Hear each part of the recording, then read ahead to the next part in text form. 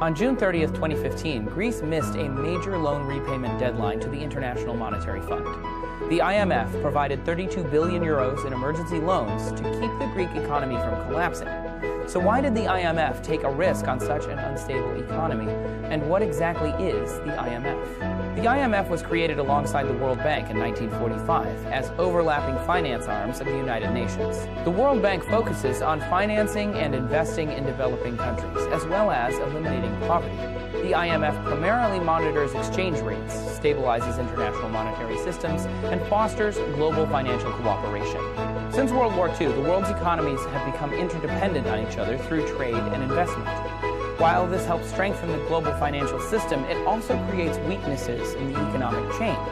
When an unforeseeable crisis like a recession or natural disaster destabilizes one nation's economy, that can severely affect dependent countries.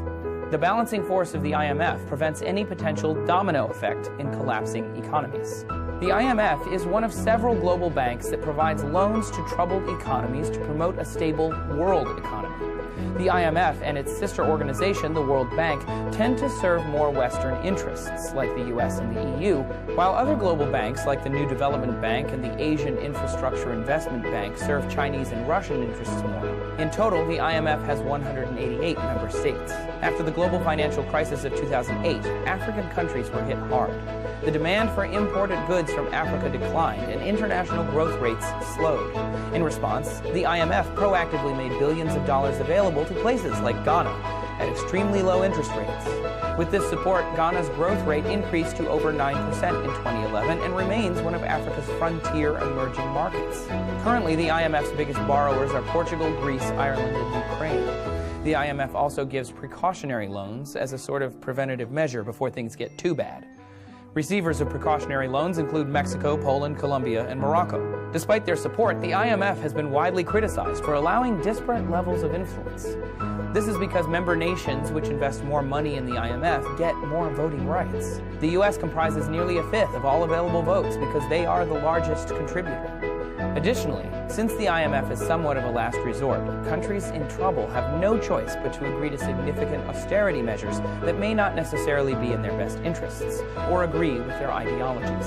While the IMF is a powerful force within the world economic balance, it also openly serves the interests of its member countries. With so much influence in the political policies of struggling countries, it is dangerous to try and treat domestic problems with simple cash infusions and austerity measures. However, without it, countries like Greece may face worse alternatives. If Greece leaves the Eurozone over money woes, it would be devastating to all of Europe. The European Union is also at risk after Greece's refusal to accept a bailout. To learn more about the future of the EU, check out our video here now. But the 2008 recession put a huge damper on the EU's success. For the last decade or so, Greece, Italy, Spain, Ireland, and Portugal have faced unprecedented levels of unemployment and public debt. Also, subscribe to TestTube News for new videos every day, and thanks for watching.